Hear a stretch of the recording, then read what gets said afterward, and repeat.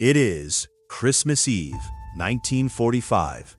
In Fayetteville, West Virginia, the Sodder family is asleep. George and Jenny have 9 children in the house. Outside, snow is falling. It is peaceful. Then, at 12:30 in the morning, the phone rings. Jenny wakes up to answer it. A strange woman asks for a name Jenny does not know. Jenny hears laughter and glasses clinking in the background. She hangs up and goes back to bed, but she notices something odd. The downstairs lights are still on. The front door is unlocked. The window shades are not drawn. She fixes them, goes upstairs, and tries to sleep. At 1:30, she hears a loud bang on the roof. It sounds like something rolling down the shingles. Half an hour later, she smells smoke. The house is on fire. George and Jenny grab 4 of the children. They run outside. But 5 of their kids are still upstairs: Maurice, Martha, Louis, Jenny, and Betty. George tries to go back inside. The stairs are blocked by flames. He runs to the side of the house to get his ladder. It is gone. It is usually propped against the wall. Now it is missing. He decides to drive his 2 coal trucks to the wall. He wants to climb them to reach the window, but neither truck will start. They both worked perfectly the day before. George tries to pump water from the well. The water is frozen solid. They call the fire department. No one answers. A neighbor runs to a nearby tavern to call from there. Still, no response. The fire department is only 2 miles away, but they do not arrive until 8 in the morning. By then, the house is a pile of smoking ash. The fire took only 45 minutes to destroy everything.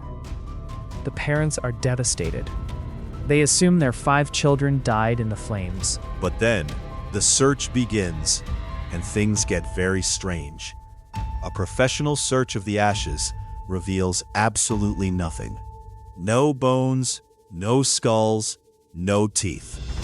An average house fire cannot destroy human bones, especially not in 45 minutes. Bone fragments always survive. But here, there was nothing. George and Jenny begin to doubt the official story. They look back at the weeks leading up to the fire. A strange salesman had visited their house. He tried to sell George life insurance. George said no. The salesman got angry. He warned George his house would burn down. He said the children would be destroyed. He blamed George's outspoken criticism of Benito Mussolini. George was an Italian immigrant. Then another stranger came by, looking for work. He looked at the fuse boxes. He told George they would cause a fire. George knew this was wrong. The power company had just inspected the wiring. Right after the fire, the phone company made a discovery. The telephone wire to the house had been cut. It was not burned. It was sliced with a tool. Someone also stole George's ladder. It was found hidden in a ditch nearby. And then come the sightings. A bus driver saw people throwing fire on the roof. A hotel worker in Charleston saw them later. The adults refused to let anyone speak to them. 20 years pass. In 1968, Jenny receives a letter in the mail. It is postmarked from Kentucky. There is no return address. Inside is a photo of a young man. He looks exactly like an adult Louis Sodder. The back reads, "Louis Sodder, I love brother Frankie." The parents hired an investigator to find him. The investigator went. He was never heard from again. He vanished. George and Jenny put up a giant billboard. It had pictures of their 5 children. It offered a $10,000 reward. They kept that billboard up for almost 40 years. George died in 1969. Jenny wore black every day until she died in 1989. The billboard was finally taken down. But the question remains: did those 5 children die in the fire? Or were they taken before the flames even started? If they survived, where did they go? And who wanted them gone? It takes exactly 45 minutes for a 2-story wooden house to burn to the ground. That is the exact amount of time George and Jenny Sodder watched their lives turn to ash. It happened on Christmas morning, 1945, in Fayetteville, West Virginia. 5 of their children went to sleep upstairs. They were never seen again. But the fire is not the strangest part of this story. 9 of their 10 children are home. The oldest son is away in the army. It is cold outside. There is snow on the ground. The younger kids want to stay up late. They want to play with their new toys. Jenny agrees. She tells them to lock the doors when they go to bed. She reminds them to turn off the lights. She takes the youngest baby, Sylvia, upstairs to sleep. At 12:30 a.m., the telephone rings. Jenny wakes up. She walks downstairs to answer it. A woman's voice is on the line. The voice is unfamiliar. The woman asks for a name Jenny has never heard. In the background, Jenny hears glasses clinking. She hears loud, mocking laughter. It sounds like a party. Jenny tells the caller they have the wrong number. The woman laughs, a chilling laugh. Jenny hangs up. Before going back upstairs, Jenny notices something. The house is not secure. The lights are still on. The curtains are not drawn. The front door is unlocked. Usually, her older boys handle this. She locks the door. She pulls the curtains shut. She hears a sharp sound on the roof. It sounds like a heavy object hitting the shingles. Then, a dull rolling sound, like something rolling down the slope of the roof. She listens closely. The house is quiet. She decides it was just a branch. She closes her eyes. At 1:30 a.m., Jenny wakes up for the 3rd time.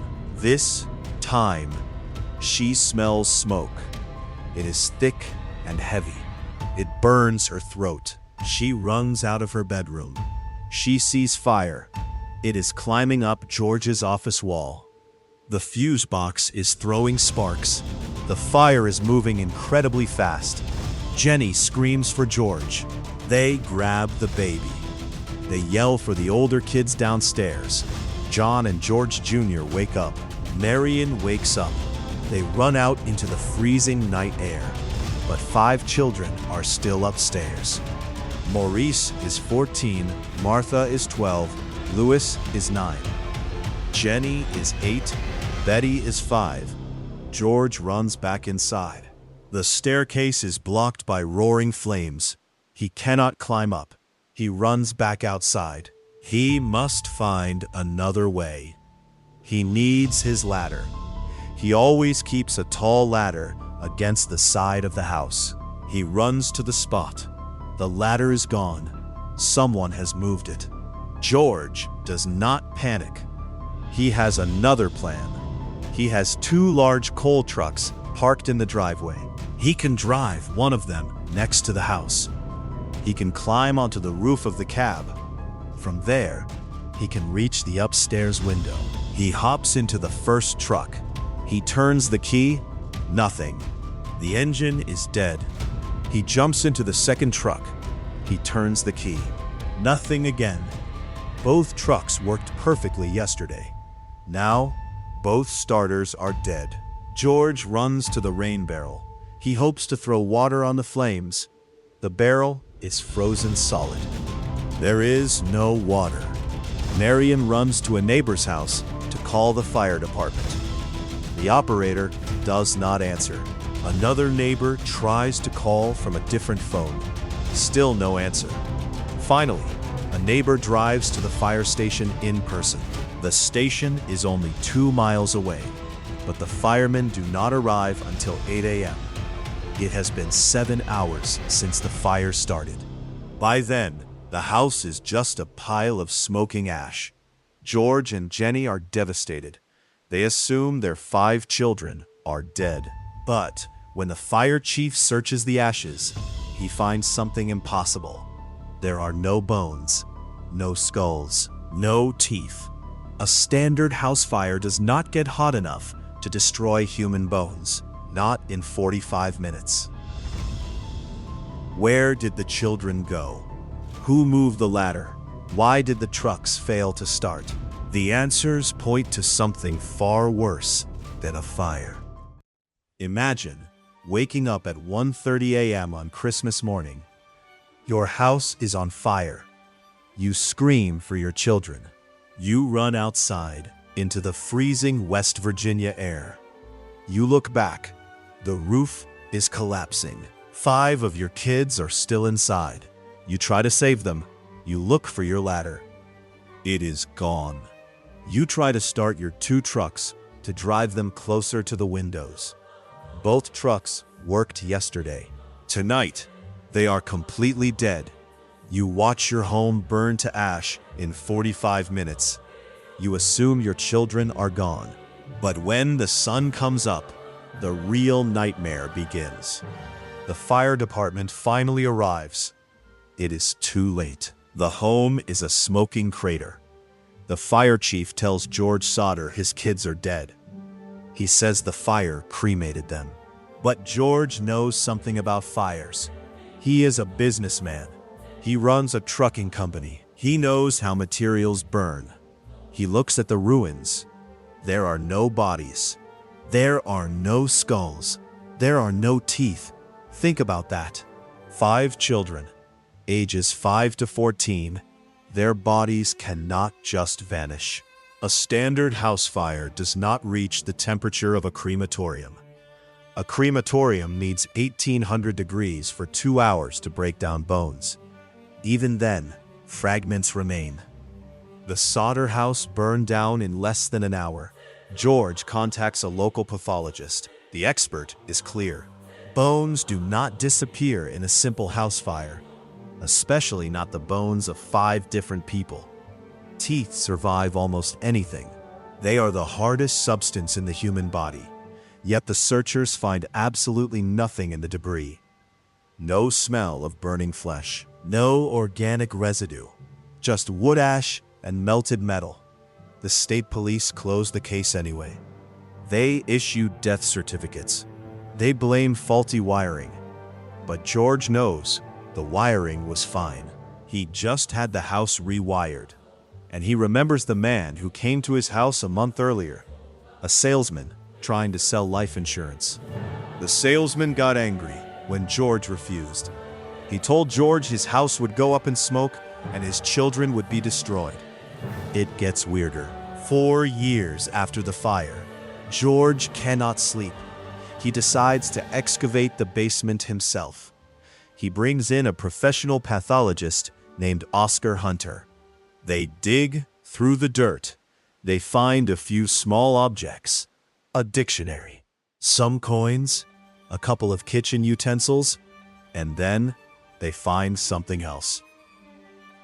Human vertebrae, specifically spinal bones. The family thinks they finally have their answer. But Dr. Hunter examines the bones closely. He delivers a shocking report. The bones show absolutely no damage from fire. None. They are not charred. They are not even blackened. Even worse, the bones belong to someone much older than any of the missing children. The youngest missing child was 5. The oldest was 14. These bones belonged to an adult. Where did the bones come from? George discovers a local cemetery worker. The worker confesses someone instructed him to take bones from a grave and bury them in the Sodder basement ruins. They wanted to trick George. They wanted him to stop digging. They wanted the case closed. But why? Who wanted to cover up the disappearance of 5 children? And where were they? George starts looking at the clues from that night again. The telephone wire to the house was cut, not burned, cut with pliers. Someone saw a man stealing the family ladder right before the fire started. A bus driver claims he saw people throwing balls of fire onto the roof. George believes his children were stolen. He thinks the fire was a distraction. He spends the rest of his life putting up billboards along the highway. The billboards show the faces of his 5 missing kids. He offers a $10,000 reward. He gets hundreds of letters. Some claim to see the children in Florida. Others claim they are in Texas. But one letter stands out. It arrives 20 years after the fire. It has no return address. Inside is a photo of a young man in his 20s. He looks exactly like one of the missing boys, Louis. On the back, a handwritten note. It says Louis loves his family, but tells them not to look for him. Was it a cruel hoax? Or was Louis still alive?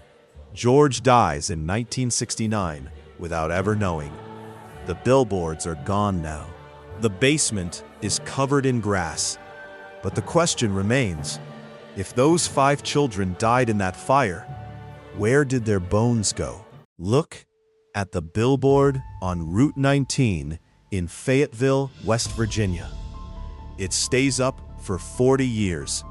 On it are the faces of 5 children: Maurice, Martha, Louis, Jenny, Betty. They disappeared on Christmas Eve 1945. The official story says they burned to ashes in a house fire. But there were no bones, no smell of burning flesh, and then the letters start arriving. Let us look at the first clue. It comes from a woman who runs a roadside tourist home. This is 50 miles north of the ashes. She swears she saw them. It is the morning after the fire. She says 4 of the 5 children came in. They were with 2 men and 2 women. All of them had Italian features. The adults did not let the children talk. They ate breakfast quickly. They left in a car with Florida plates. Think about that. 4 children, traumatized, silent. Who were those adults? Then comes Charleston, West Virginia. A woman at a hotel sees their faces in the paper. She calls the police. She says she saw them a week after the fire. They were with 2 women and 2 men, again, of Italian descent. She tried to speak to one of the boys. He looked terrified. One of the men glared at her. He turned and spoke quickly in Italian. The next morning, they were gone. The police do not investigate. They tell George Sodder his children are dead. They tell him to move on. But George cannot move on. He knows what he saw before the fire. He knows about the threats. George buys a billboard. He puts it right where the house used to stand. He offers a $10,000 reward. That is a massive fortune in the 1950s. It gets the attention of the wrong people. George hires a private investigator named C.C. Tinsley uncovers something strange. A town official had a secret. He was a member of the coroner's jury. This man claimed he found a human heart in the ashes. He buried it in a box. Tinsley digs up the box. He takes it to a funeral director. The truth is embarrassing. It is not a human heart. It is a fresh beef liver. Someone planted it there to make the family believe the kids died. Who wanted them to stop looking? Now skip ahead to 1968. 23 years have passed. Jenny Sodder goes to the mailbox. There is a letter. It has a postmark from Central City, Kentucky. There is no return address. Inside is a single photograph. It shows a young man in his 20s. He has dark, curly hair, dark eyes. He looks exactly like Louis Sodder would look at 26. Jenny's hands shake. She turns the photo over. Written in dark ink are these words: Louis Sodder, I love brother Frankie. Illil Boys, A90132, or is it A90135? The family hires another detective. They send him to Kentucky to find the sender. The detective goes. He promises to report back. He is never heard from again. He vanishes. Why would someone steal 5 children? Some point to the local mafia. George Sodder was an outspoken critic of Mussolini. He was Italian. He had enemies in the immigrant community. A salesman had warned him months before. He said George's house would go up in smoke. He said his children would be destroyed. Another man tried to sell him life insurance. When George refused, the man got angry. He told George his children would pay for his mouth. Was this revenge, or was it a black market adoption ring?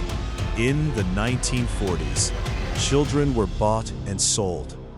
Georgia Tan was doing it in Tennessee. Did the Sodder children end up in wealthy homes? Look at the photo again. The young man is looking straight at the camera.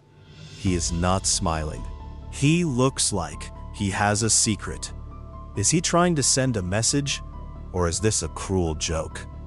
The Sodders keep the billboard up until Jenny dies in 1989. She wore black every day for 44 years. She planted flowers where the house used to be. She never got her answer. The billboard is gone now. The ground is empty. But the question remains, if those 5 children did not die in the fire, where did they go? Who is holding the key to this 60-year-old secret? And why is everyone who gets close still staying silent? It is 1952. Drivers on Route 16 slow down when they see it. A massive wooden sign. On it are 5 young faces: Maurice, Martha, Louis, Jenny, Betty. Above them, a question. What was their fate?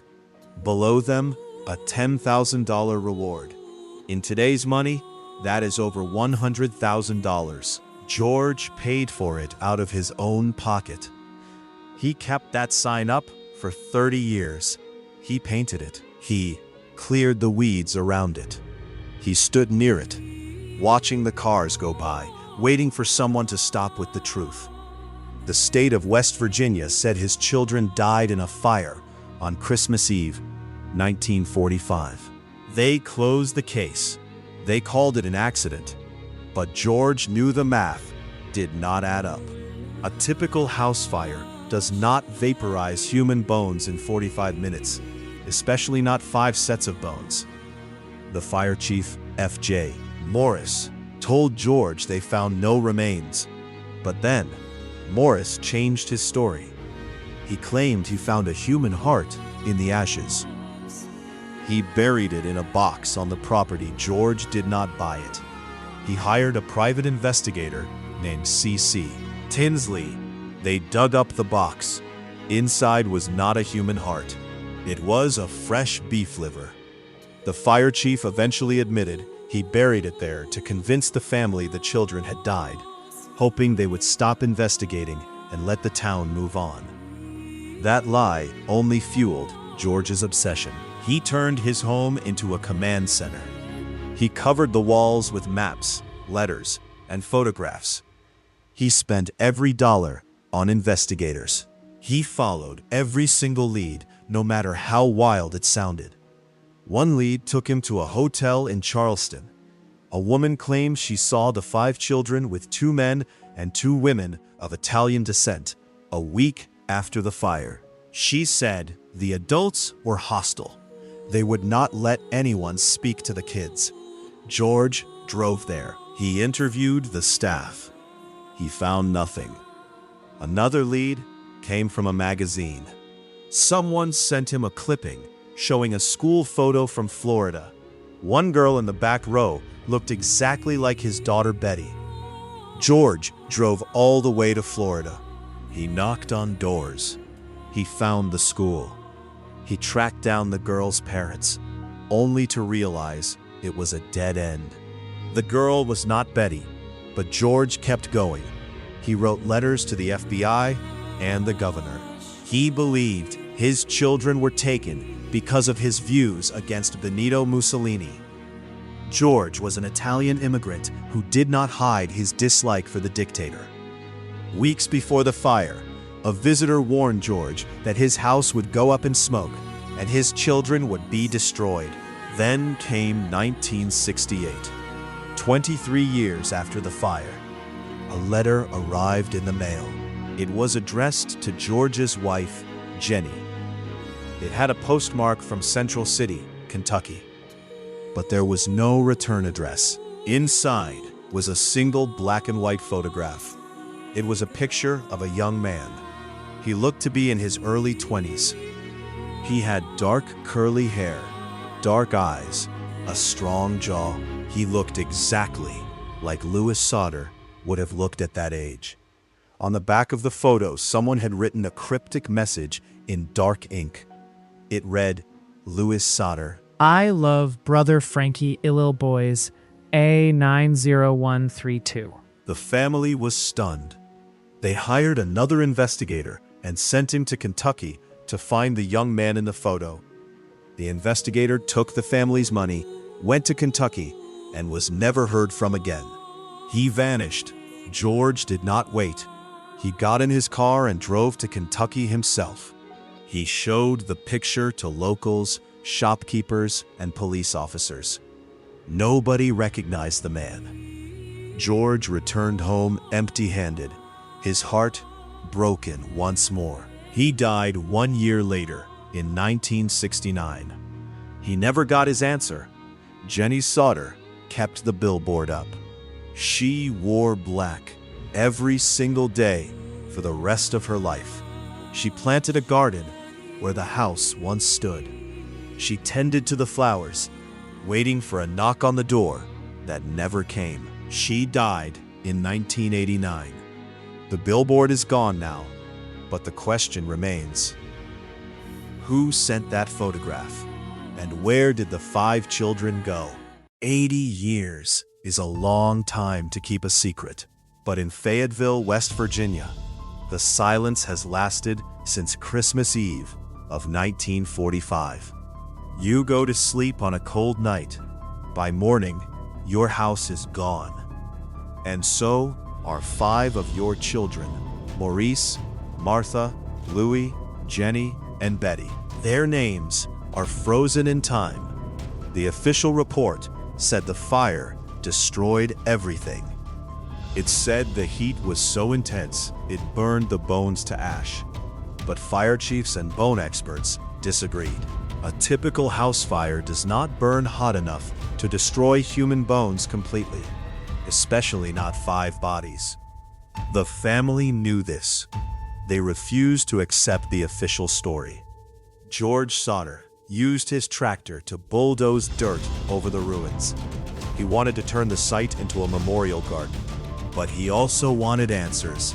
George and Jenny did not just grieve. They searched, they drove across the country, following every lead.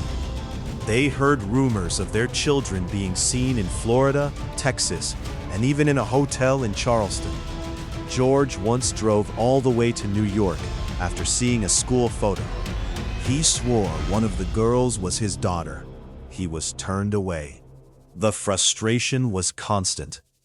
In 1952, they decided to make the mystery permanent. They put up a massive billboard on Route 16.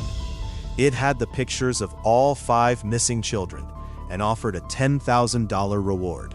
Thousands of cars drove past that sign every single day. Drivers stared at the faces of the 5 lost siblings. The billboard became a landmark of American tragedy. It stood there for almost 40 years. A constant reminder that something went terribly wrong on that mountain. Then came the year 1968. Jenny went to the mailbox. She found a letter postmarked from Central City, Kentucky. There was no return address. Inside was a photograph of a young man in his 20s.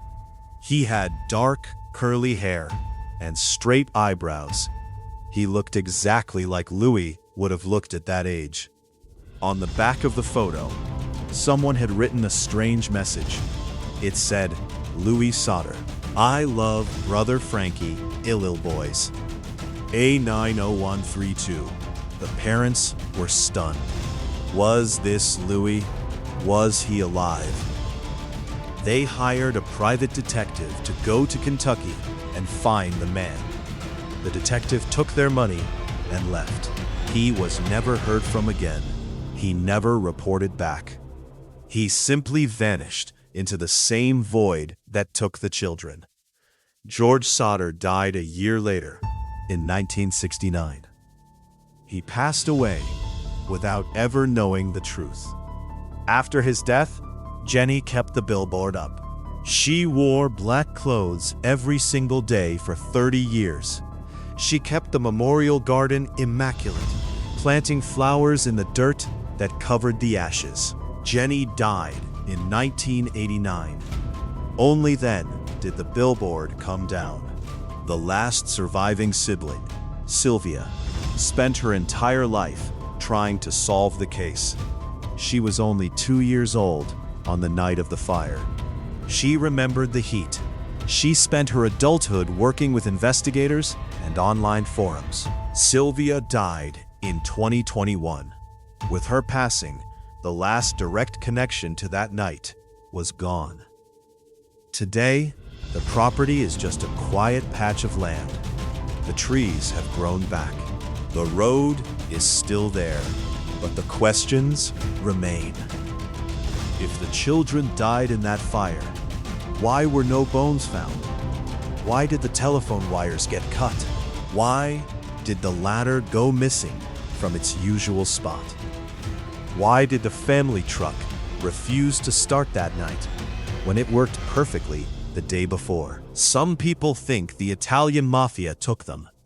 George was an outspoken critic of Mussolini, which angered local immigrants. Others believe they really did perish in the flames, and the lack of evidence was just a tragic mistake by a small-town fire department. We may never get the truth. The witnesses are gone. The evidence is buried. But the story of the Sodder children is not just a mystery. It is a story of a family that refused to let the world forget. They turned their grief into a lifelong mission. They showed us that the hardest part of loss is not the ending. It is the not knowing.